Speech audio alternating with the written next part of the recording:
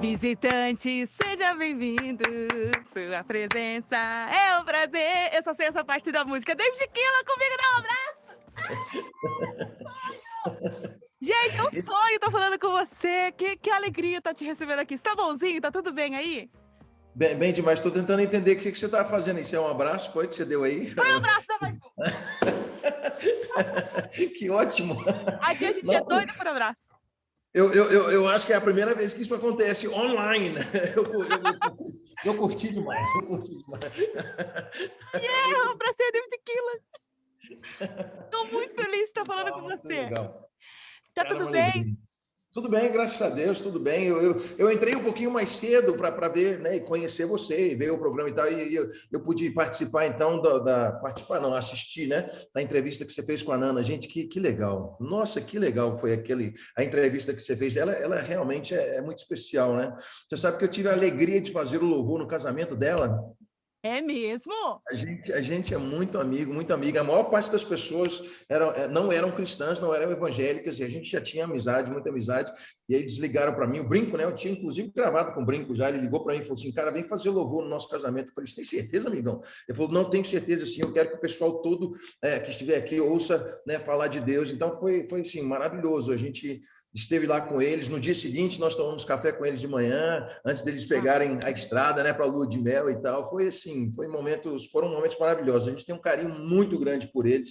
São pessoas realmente fantásticas. Eu estou doido para ver o clipe dela, né? Porque eu gostaria muito de saber o que é dançar no Labaxéia. Oh, amiga, mas eu fiquei sabendo que você dançou no Labaxéia também, cadastro. A gente vai falar sobre isso. Ela falou pra mim que você girou no manto aqui, ó. Eu achei o máximo. Não, o clipe, eu estou dançando no Labaxéia. Falei: eita, eu preciso ver esse clipe. Eu quero aprender como é que é dançar no Labaxéia. Esse idioma de crente é uma benção, né? Olha, a gente já te acompanha há muito tempo, assim. Quando eu te vi pela primeira vez, eu achei que você era alguém internacional, um gringo, né? Desculpa o termo que talvez seja muito popularzão, mas eu achei que era um gringo, assim. Na hora que eu ouvi, falei: uau! Eu tenho que ouvir isso mais vezes. E aí, como que tudo começou na sua vida, assim, David? Como Deus te chamou? Como você sabia que o lance da música era realmente o seu ministério? Porque hoje em dia a gente vê muita gente na igreja cantando, né? Ou tocando, ou lançando música por lançar, porque tá na moda, porque é legal, porque o consumo da música gospel aumentou. E não entende que o peso disso é muito grande, né? Como foi para você entender esse desafio, aceitá-lo e daí para frente viver disso? Me conta. Kátia, eu sou filho de missionários, né? Então, assim, sou irlandês. Eu nasci na Irlanda, né? E vim para o Brasil como filho de missionários quando eu tinha 5 anos de idade. Então, eu fui criado aqui na Inglaterra e na Irlanda. Passava um tempo aqui, voltava para lá, aí viajava na Inglaterra e na Irlanda, dando, né, relatório do que Deus estava fazendo aqui. Era interessante, porque na época, né? Eu era pequeno, né? Na época o pessoal me perguntava: e aí, David, como é que é viver nas árvores? Você acredita nisso? Ô, louco! Perguntavam mesmo. E aí, David, como é que é viver nas árvores? Eu falei: como assim viver nas árvores, gente? Porque eles só sabiam, né, só conheciam o Brasil, né, em função do Amazonas, dos índios. Gente, isso tem tempo, tá? Pelo amor de Deus, tem muito tempo. E o futebol, né, era a única coisa, né? Então achavam que eu dormia nas árvores e jogava futebol com os índios. Então, a gente fazia, foi assim que nós crescemos, né, dando esses relatórios, né, de que tinha um pouco mais do que isso na nação do Brasil, né, 5º país em extensão, em tamanho, ou seja, né, muita coisa acontecendo aqui, mas eu sempre cresci amando a aviação. Eu acho que em função dessas viagens que eu fazia quando pequenininho, né, eu sempre cresci amando a aviação. Então, meu pai, ele me dava sempre presentes que tinham a ver com isso aí, né, aviões de brinquedo. Ele me deu um quadro de um cockpit, uma vez, cockpit de avião, coloquei, sabe, na frente da minha cama. Então, a primeira coisa que eu via ao acordar, a última que eu via ao dormir, eu era apaixonado por aviação. E meus pais, meu pai virava para mim e perguntava: e aí, filho, quando você crescer, o que você vai ser? Né? E eu, obviamente, falava com ele: pai, eu vou ser piloto, né? Olha aí os brinquedos que você me deu, o quadro que você me deu. Aí ele abria um sorriso de orelha em orelha e dizia: filho, você vai ser pastor, você vai ser pastor. E foi assim que eu cresci conheci, só que envolvido com a música. Nós chegamos no Brasil, ele veio como missionário para cá e fazia tudo na igreja, sabe? Desde receber as pessoas na porta, né, dar paz do Senhor para as pessoas, depois ele corria para frente, pegava o violão, tocava os corinhos. Eu não sei se você lembra dos corinhos, Kátia. Eu acho que você não é dessa época. Você lembra? Você é dessa época? Eu lembro, amigo, eu lembro. Eu lembro. Eu sou do Logos, amigo, com licença. Do Então, ele trazia a palavra e depois ele orava pelas pessoas, dava a bênção apostólica, corria para a porta e dava um abraço, despedia e tal das pessoas, né? Ele virou para mim, eu tinha 5 anos de idade, virou para mim e falou: filho, me ajuda, filho. Os corinhos tinham 3 acordes, né? Você lembra disso? 3, 4 acordes, 4 estourando. Aí ele me ensinou algumas notas, colocou o violão no meu colo, eu pequenininho, e falou: me ajuda nessa área. E daí então começou o amor pela música, né? Desde pequeno, apaixonado por aviação, porém apaixonado pela música também. Aí eu fui crescendo, recebendo algumas palavras aqui, outras ali, né? Que os planos de Deus eram bem maiores do que os meus. Aí no dia que eu estava sendo consagrado ao ministério, né? Tinha aberto mão dos meus sonhos, ele estava lá do meu lado com um sorriso né? De uma orelha a outra, dizendo: eu te disse, você ia ser pastor, você ia ser pastor. E começou assim, né? Desde pequeno, né? Com sonhos meio assim, né? Quero ser piloto, mas eu amo a música. E entendendo que os caminhos de Deus, né, eram bem mais elevados do que os meus, fui para Irlanda. De lá eu fui para Taiwan, né, uma outra ilha, né, onde eu tive a alegria de poder ensinar inglês, mas isso aí era apenas um chamativo. O inglês era um chamativo para a gente poder falar de Jesus para as pessoas. Então foi um ano assim fantástico que eu vivi lá em Taiwan, conheci pessoas incríveis, trouxe elas para o Brasil. Chegando no Brasil, né, a gente rodou, fez uma mini turnê pela nação brasileira, onde eles cantavam em chinês, mandarim, alguma coisa português que eu havia ensinado para eles. E no último dia da viagem, eles voltariam, então, no dia seguinte para Taiwan, eu voltaria para a Irlanda e depois, em sequência, para Taiwan também. Eu conheci um casal de missionários americanos, Dan e Marty Duke, e eles olharam para mim, né? A gente se encontrou em Brasília, numa conferência lá, que estávamos, né, participando. Eles olharam para mim e disseram: olha, a gente gostaria de fazer um pedido, nós vimos você aí com os chineses, nós vamos ministrar 2 semanas em Cuiabá, no Mato Grosso, e o nosso intérprete, ele não vai poder ir com a gente. Você não quebraria esse galho? A gente, né, paga a passagem para você ir, né, para onde você tiver que ir depois. Eu falei: uai, né, tudo bem, vamos nessa. E essas 2 semanas, Kátia, mudaram a minha vida completamente, Eu achava que voltaria para Taiwan, que continuaria dando aula de inglês. Lá também a gente utilizava da música, né, para poder, né, a gente fazia um culto internacional por semana, então cada um representava o seu país da melhor maneira possível. Eu tinha um grupo, eu cantava, tocava violão, meu tecladista era da Hungria, meu baixista era de Taiwan, meu baterista, nem lembro mais.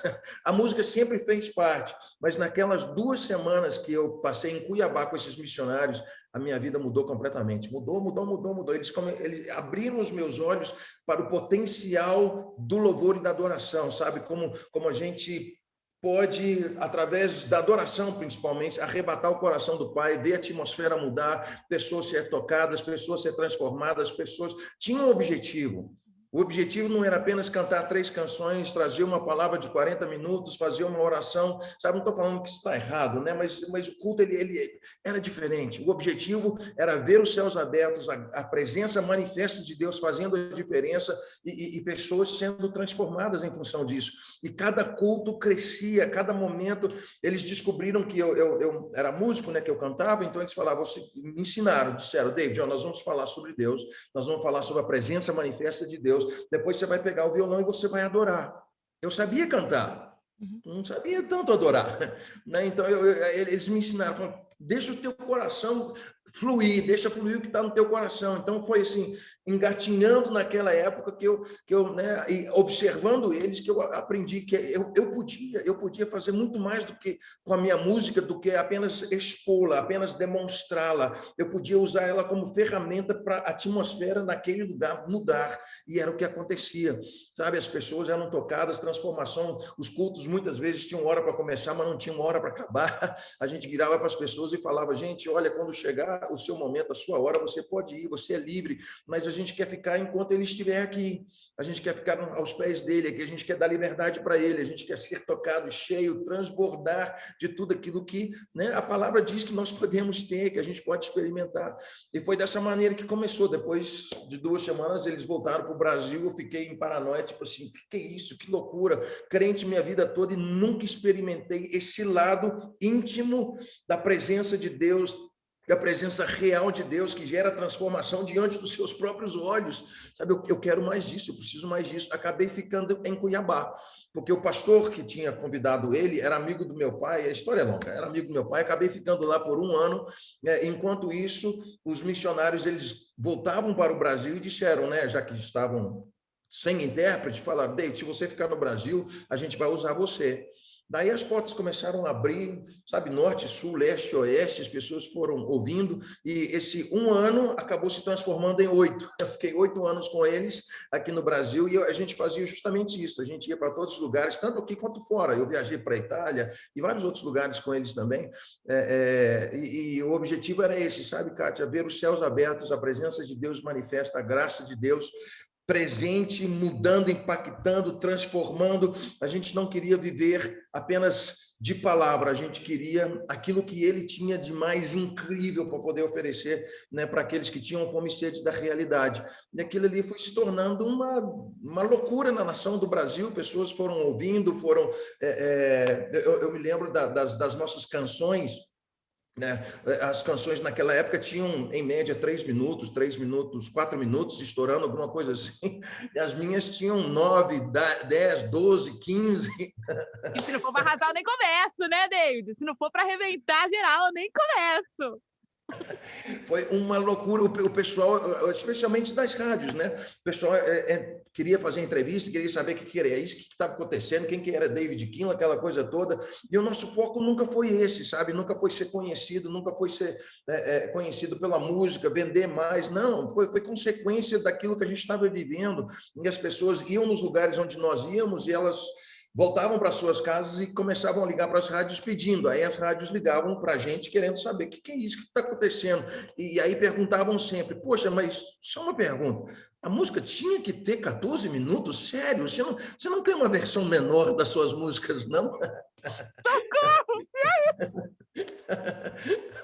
Aí eu virava para eles e explicava, gente, é porque o foco não é a canção, a gente não quer fazer com que a canção se torne conhecida, a gente não quer fazer com que o cantor David, ou seja lá quem for, né, porque na época foram aparecendo outros, Cirilo, né, depois de um tempo veio a Ana Paula, veio a Nívia, a Heloísa, né, a Nana falou da Heloísa, muito amiga nossa, conheci a Heloísa quando ela tinha 14 anos de idade, eu acho, alguma coisa assim, e fomos apresentados na igreja onde a gente estava ministrando,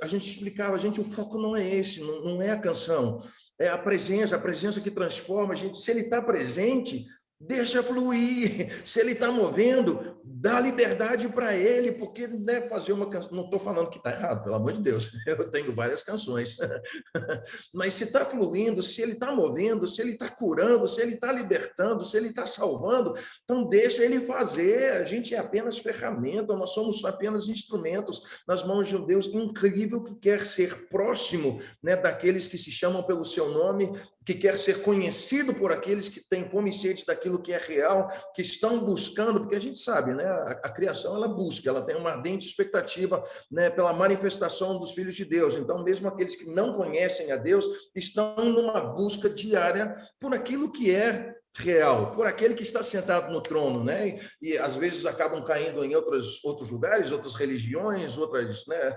Enfim, mas existe essa fome, essa sede real das pessoas por algo que é verdadeiro. Então, se a música é uma ferramenta que ele pode usar para trazer, né? A gente está no meio de uma pandemia, né? Essa canção da Nana, da qual ela estava falando, poxa, canção linda, a canção Controle, né? Da qual eu tive a alegria de participar com a Radassa Pérez, né? Também uma roupagem completamente diferente daquilo que eu estou acostumado, mas com a mesma mensagem. Com a mesma mensagem, ouse entregar a sua vida, ouse dar o seu controle para Deus e você vai se surpreender. Então, poxa, São quase 30 anos, Kátia, quase 30 anos vivendo essa vida maravilhosa com ele, tendo experiências incríveis com ele, utilizando a ferramenta que é a música. E agora, assim, eu vou me valer da oportunidade. Eu nunca pensei que na minha vida eu ia estar falando com você. Eu estou segurando o choro aqui, mas eu vou me valer da oportunidade de tentar entender, assim, por que, David, quando a gente vê alguém, um cantor, alguém que a gente admira, a gente coloca essa pessoa num pedestal tão alto que a gente pensa, ele é muito intocável, gente. Nunca nada aconteceu, nunca que eu vou ser igual a ele. Mas você já teve alguma ocasião em que falou: Meu Deus, o que eu estou fazendo aqui? Era para eu estar lá em Taiwan, por que eu fiquei aqui? Teve algum momento em que você se questionou do que você estava fazendo, ou mais, digo mais, ainda nessa onda de transbordar, de propósito? Você falou, eu não tenho propósito. Será que eu estou fazendo o que é? Será que esse é o meu propósito? Será que esse é o meu transbordar? Será que essa é a minha onda mesmo? Você teve esse tempo de questionamento, de se questionar sobre a sua identidade em Cristo? E como é que você saiu dessa? Kátia, você está fazendo a pergunta aí, eu estou vasculhando aqui nos arquivos na minha mente aqui para ver se tem. É claro que a gente passa por situações assim, né, indesejadas e tal, mas na maior parte das vezes, olha, foi assim, fantástico. Eu lembro que eu fui convidado para ministrar numa igreja, não vou falar o nome dela, mas numa igreja são 30 anos, então assim, o nome da cidade, estou tentando pensar no nome da cidade, mas fugiu aqui. Anápolis, no Goiás. Fui convidado para participar de um congresso, muitos jovens e tal, e na época, assim, né, dessa loucura toda do transbordar, onde a gente vivia em função de ver a presença de Deus manifesta, nós sabíamos, né, que, embora as pessoas, né, olhem para o homem, a gente sabia, porque eu sempre viajei com a minha equipe, que não somos nós, a gente é apenas ferramenta. Então, a despeito das câmeras, eu passei por todo esse processo, né? Antigamente era máquina fotográfica, né? Então não era tanta gente que tinha, né? Depois veio o tal do celular com a câmera, meu pai do céu. Aí já era todo mundo que tinha. E que queria tirar foto com a mãe, com a irmã, com o tio, com o cachorro, com não sei quem. Ô, pai. E a gente que diminua a gente, que cresça ele, mas a gente entende o carinho, a gente entende, né? E eu falo a gente porque, repito, eu nunca viajei sozinho, e a gente sempre amou esse carinho, esse amor, e a gente entende isso, mas o foco sempre foi ele, a gente sempre quis ele, e a gente estava numa igreja, num congresso, eles tinham chamado a gente para cantar. O pastor não me conhecia, uma igreja mais tradicional, mas tinha por volta de 8.000 jovens, era uma loucura, era fantástico o que acontecia naquele lugar. Ele me conhecia apenas como cantor, né? Poxa, o David está fazendo sucesso, as músicas dele, porque além da adoração, eu tenho as canções agitadas também, elas vinham com coreografia, aquela coisa do pessoal, né, desemborca o vaso, daquela época, né? Enche de azeite, vai haver um avivamento nesse lugar, do norte para o sul, do leste para o oeste, águas profundas. Depois vieram as outras canções. Aí o pastor me conhecia como cantor, e aí por 3 dias ele me apresentou à congregação. Gente, está aqui o cantor David Kinlan, nós vamos dar uma oportunidade para ele trazer umas canções aqui agora e tal. E eu sempre me vestia assim, Kátia, sabe? Desse jeito aqui, uma calça jeans, uma bota, alguma coisa assim. Nunca, e era uma igreja, sabe? O pessoal vivia internado. Não. Socorro. Você entendeu? E aí, já começaram a te taxar já pelos trajes, né? Gente, nada contra, pelo amor de Deus. Nada contra, mas para quem canta é muito difícil, Então, estava todo mundo lá, estava ele, os pastores da igreja, tudo atrás na tribuna ali, todo mundo, né, dessa forma que eu falei, e ele olhava para mim desse jeito, sabe, mais simples e tal, e fui apresentado como pastor David, mas ele sempre me apresentou como cantor David.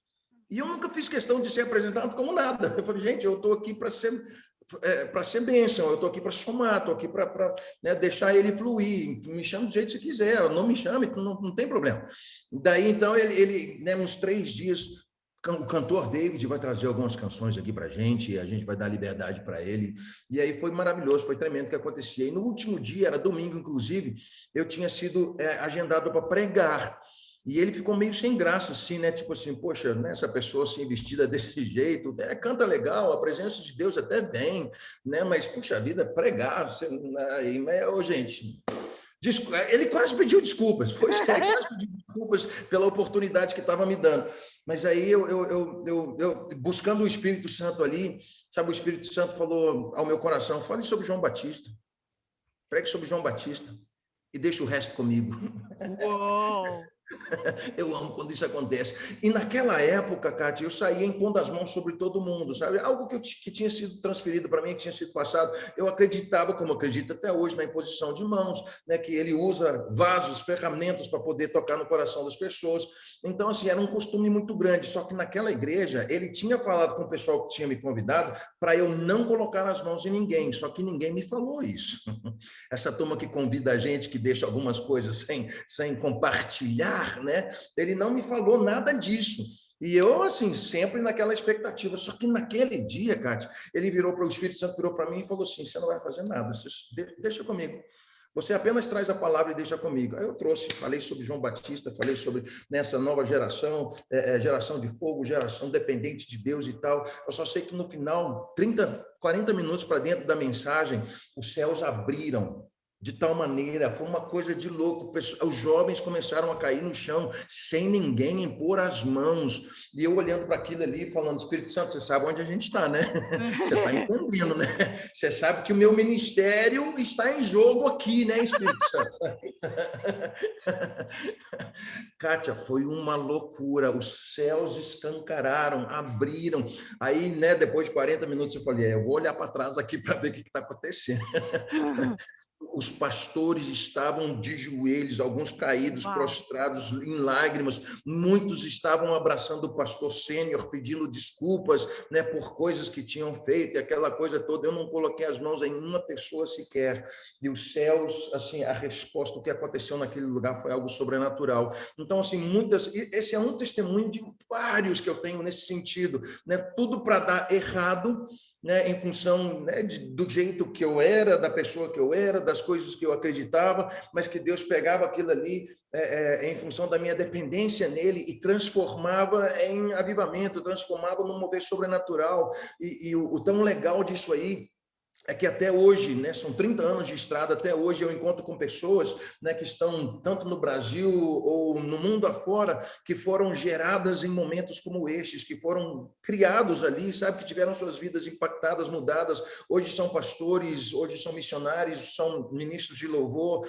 né, geração antiga, geração nova, é maravilhoso, tem sido uma viagem maravilhosa. Então, assim, oportunidades para reclamar, para olhar e falar, poxa, o que eu estou fazendo aqui? Eu devia estar em Taiwan, eu devia estar, né, voando, como eu sempre amei aviação. Tive, mas Deus pegava essas oportunidades e transformava em coisas que eu deixava os meus poucos cabelos arrepiados, Kátia. Maravilhoso! Ai, gente, olha, é tão bonito te ouvir falando, e assim, a gente entende agora, levando às vezes eu sou uma daquelas que espiritualiza geral, né? Então a gente entende o seu amor pela aviação e cria o link com a sua música, né? Porque leva a gente daqui, dessa situação, para uma outra, a realidade realmente verdadeira, como você disse. Tirar a gente do raso e nos incentiva a buscar o mais profundo. É a aviação, meu amigo, a aviação. Você tira a gente de um lado, coloca a gente no outro. É maravilhoso. Eu estou muito feliz de falar com você. Eu queria falar muita coisa. Eu queria falar sobre Emanuel, que você lançou aqui junto com a... Aquela. Isso, queria falar sobre o Emanuel, que lançou junto com a Áquila, sobre você dançando, que eu estou esperando esse clipe com grande ansiedade, junto com a Radassa, fiquei sabendo que você virou no Lava Sur aqui, ó. Lava cheia. Não, a gente não gravou ainda, não. Eu estou na dependência do Espírito, mais uma vez. Eu fiquei tão surpreso quando eu recebi o convite, muito alegre. Né? E foi um desafio. Eu cheguei para minha esposa e quem me ajudou muito nessa área foi minha filha. Eu tenho uma filha de 18 anos, Kátia. Pensa numa menina linda, linda, cara do pai. Linda, linda, linda. Cara do pai. Humilde também. Maravilhoso. Cara do Pai Celestial, Kátia, espera eu acabar. Espera eu acabar. Aí eu cheguei para ela, mostrei para ela, sabe, né, perguntei primeiro, aí ela falou, não, pai, legal, acho legal, né, puxa vida, tem muitos estilos diferentes, tem muita gente que não pararia para ouvir a canção Abraça-me, mas vai parar para ouvir a canção Controle por causa do ritmo, por causa da pegada, né, o pop eletrônico, aquela coisa toda, os tempos estão mudando, e depois que a canção ficou pronta, eu mostrei para ela, ela virou para mim e falou, pai, você já devia ter investido nessa área há muito mais tempo. Eu assim, fiquei muito feliz com a reação dela, né? 18 anos de idade e tal, curtindo. Então, assim, para mim foi uma surpresa muito agradável. Amei participar. Estou com muito medo do clipe. Acredito. A gente não fez ainda, não. Eu vou ter que pegar umas aulas com a Nana. Eu vou ter que entender mais sobre dançar no Labaxéia. Estou tão feliz de ter falado com você. Nosso tempo já foi. Me dá mais um abraço. Gente, aqui, ó. Que felicidade de falar com você. Olha, eu quero mais uma vez, segurando minha emoção aqui, externar minha profunda admiração pelo seu ministério, pelo seu trabalho, por tudo que você representa para a música gospel brasileira e agradecer, porque muitas das suas músicas foram orações minhas em momentos de muito desespero e de muita gente que me ouve também e acompanha. Obrigada, viu? Você é uma bênção para nós. Obrigado, Kátia. Obrigado pelas palavras, obrigado pelo carinho, pela oportunidade. E tem mais, ele tem muito mais. Ele continua no controle, gente. Ele continua no controle a despeito de tudo. Maravilhoso, gente. Vamos seguir aqui do estúdio, então, ouvindo, enquanto eu vou tomar um copo com água para me recuperar. Vamos ouvir, então, Radassa Pérez e David Keelan, Controle. Pode seguir nas redes sociais, né, David? E também em todos os streams musicais, né? Tem tudo lá. Pode. Estamos em todos os lugares, redes sociais, plataformas digitais, YouTube. Estamos 30 anos fazendo o amor dele conhecido para as pessoas. Maravilhoso, a gente ama, vem mais vezes. É sério, obrigado, vem mais vezes. Obrigado. Vou aparecer mais. Obrigado, um abração. Maravilhoso. Tchau, gente. Tchau, David, maravilhoso.